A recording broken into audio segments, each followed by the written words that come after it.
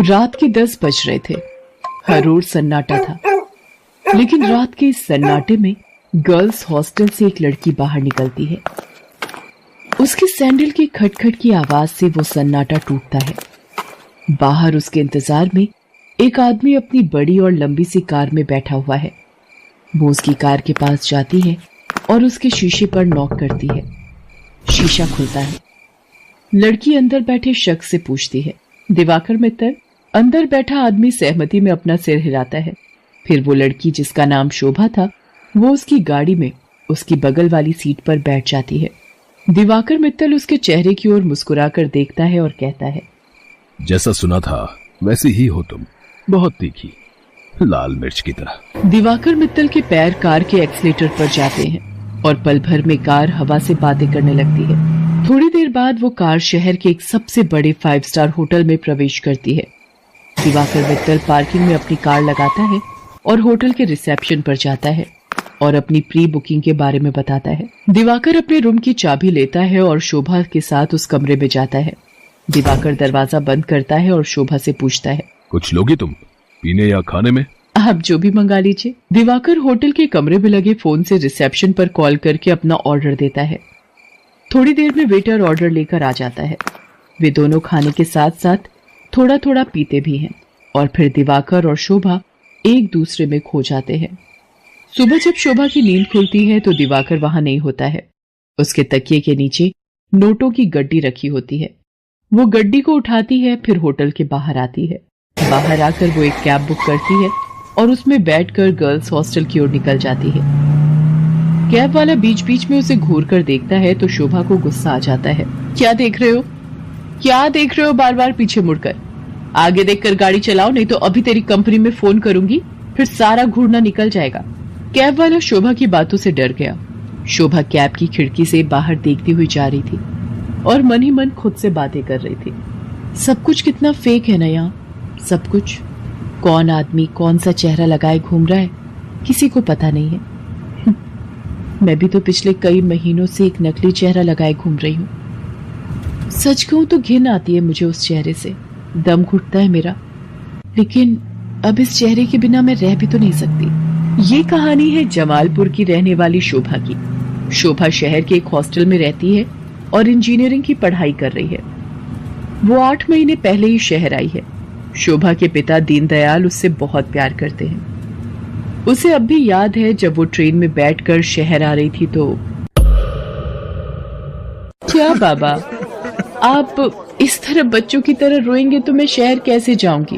क्या कहूँ शोभा, 5 बरस की थी तू जब तेरी अम्मा तुझे गोद में डालकर हमेशा के लिए हम सबको छोड़कर चली गई। तब से तुझे ही देखकर जिया है। जानती हूँ बाबा। सोचा था कि एक बार ही तुझे विदा करूंगा जब तेरी शादी होगी, लेकिन शादी के पहले ही। ये कहकर दीनदयाल शोभा को गले लगाकर फिर से फूट फूट कर रोने लगा। ठीक है बाबा, मैं नहीं जाती हूँ शहर, यही रहती हूँ आपके पास। लेकिन आप ही तो हमेशा जिद करते हैं कि तुम्हें खूब पढ़ना है, बहुत बड़ा आदमी बनना है। अब आगे की पढ़ाई गांव में तो नहीं हो सकती, तभी तो मैं शहर जा रही हूँ। ठीक है, मैं ट्रेन से उतर जाती हूँ। उसी समय ट्रेन की सीटी बजी। दीनदयाल जल्दी से ट्रेन से उतरा। ट्रेन ने कुछ ही देर में रफ्तार पकड़ ली। शोभा ट्रेन से आगे निकलती गई और दीनदयाल पीछे छूटता गया। शहर में शोभा गर्ल्स हॉस्टल में रहने लगी और अपनी पढ़ाई करने लगी। उसकी रूम पार्टनर थी रेखा। रेखा का बैकग्राउंड भी शोभा की तरह ही था। उसके पिता नहीं थे। उसकी माँ दूसरों के खेतों में काम करती थी। बहुत कठिनाई से गुजर बसर होता था। एक दिन की बात है, शोभा कमरे की सफाई कर रही थी तो उसे रेखा के तकिए के नीचे से नोटों की गड्डी मिली। इतने सारे पैसे, ये यहाँ कैसे आए? रेखा उस समय नहा रही थी। जब वो नहाकर बाहर आई तो शोभा ने उससे पैसों के बारे में पूछा, लेकिन रेखा ने उसकी बात का सही सही कोई जवाब नहीं दिया। आश्चर्य तो हुआ क्योंकि वे दोनों अच्छे दोस्त थे। कुछ बात तो है जो रेखा मुझसे छिपा रही है, लेकिन क्या? शोभा ने एक बात और नोटिस किया कि हफ्ते में 3-4 दिन रेखा रात को कहीं चली जाती थी और सुबह वापस आती थी। उसने इस बारे में भी रेखा से पूछा तो तू भी बिना मतलब जासूसी करती रहती है, तू अपने काम से काम रखना। मैं कहाँ जाती हूँ, क्यों जाती हूँ, हर चीज का हिसाब देना जरूरी है क्या? ये जरूरी तो नहीं, लेकिन कल को हॉस्टल की वार्डन को पता लग गया कि तुम रात रात भर बाहर रहती हो तो क्या होगा? तुझे पता है ना वो कितनी स्ट्रिक्ट है। तो उसकी फिक्र मत कर, मैं संभाल लूंगी उन्हें। धीरे धीरे शोभा ने रेखा की लाइफस्टाइल में बहुत तब्दीली देखी। वो महंगे से महंगे कपड़े और जूते खरीदती, लेटेस्ट मोबाइल फोन रखती, उसका जब जो मन करता वो करती। शोभा उसकी लाइफस्टाइल से बहुत प्रभावित हो गई। शोभा ने बचपन से अब तक गरीबी ही देखी थी, इसलिए उसका भी मन करता कि वो भी नए कपड़े खरीदे, महंगे मोबाइल रखे, उसका जो मन करे वो कर सके। रेखा देख, मैं तुझसे ये नहीं पूछने वाली कि तू ऐसी रईसों वाली लाइफस्टाइल कैसे जीती है, लेकिन मैं भी तेरी तरह जीना चाहती हूँ। मैं तंग आ गई हूँ एक एक पैसे के लिए तरसते हुए। पहले तो रेखा टाल मटोल करती रही, लेकिन फिर उसने सच्चाई बता दी कि वो एक कॉल गर्ल का काम करती है। उसकी बातों को सुनकर शोभा शॉक्ड रह गई और उसने कहा कि अगर ये बात वार्डन को पता लग गई तो? तू बड़ी भोली है रे शोभा। हॉस्टल की वार्डन को सब पता है, वही तो हमें दबाव डालकर भेजती है लोगों के पास। वार्डन की सारी सच्चाई जानकर शोभा एक बार फिर से चौंक गई। रेखा ने उसे ये भी बताया कि हॉस्टल की कुछ और लड़कियां ये काम करती हैं। शोभा को ये सब सुनकर अजीब तो लगा, लेकिन बेहतर लाइफस्टाइल के चक्कर में वो अपने सम्मान का सौदा करने के लिए तैयार हो। मैं इस गंदे दलदल में फंस गई हूँ। हालांकि इस दलदल ने मुझे बहुत सारी वो चीजें दी जिसके लिए अपनी शांति खो दी है, मैंने अपनी पवित्रता खो दी है। बाबा को कितनी उम्मीद थी मुझसे, और मैं क्या करने लगी मैं। शोभा की आंखें भीग गई थी।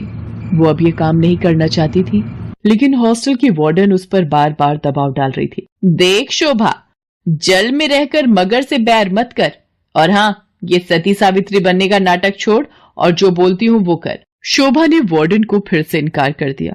गुस्से में वार्डन ने उससे कहा, देख शोभा, तेरा इनकार तेरे भविष्य के सारे रास्ते बंद कर देगा।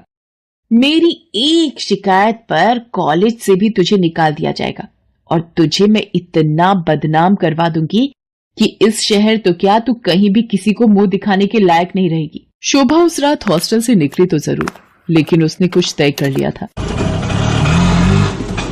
वो हॉस्टल से निकलकर सीधा पुलिस स्टेशन पहुंची और इंस्पेक्टर नाज़नीन को हॉस्टल और वार्डन की सारी सच्चाई बता दी। शोभा की बात सुनकर नाज़नीन शॉक्ड रह गई। शर्म आ रही है मुझे तुम पर और उन सभी लड़कियों पर जो अच्छी लाइफस्टाइल के चक्कर में शॉर्टकट अपनाती हैं और अपने सम्मान का सौदा करती हैं, और तुम जैसे मासूम लोगों का फायदा तुम्हारी वार्डन जैसे लोग उठाते हैं। मुझसे बहुत बड़ी गलती हो गई इंस्पेक्टर नाज़नीन। मुझे खुशी है कि तुम्हें अपनी गलती का एहसास तो हुआ, लेकिन ये गलती कोई और ना करे और तुम्हारी वार्डन किसी और का फायदा ना उठाए। इसके लिए इस पूरे रैकेट को तोड़ना पड़ेगा। इंस्पेक्टर नाज़नीन ने वार्डन को गिरफ्तार कर लिया और उसे जेल भेज दिया। जिस वार्डन पर लड़कियों की सुरक्षा की जिम्मेदारी थी, वो उनका सौदा करने लगी थी। इस बात को सुनकर पूरा शहर सन्न रह गया। आज शोभा इंजीनियरिंग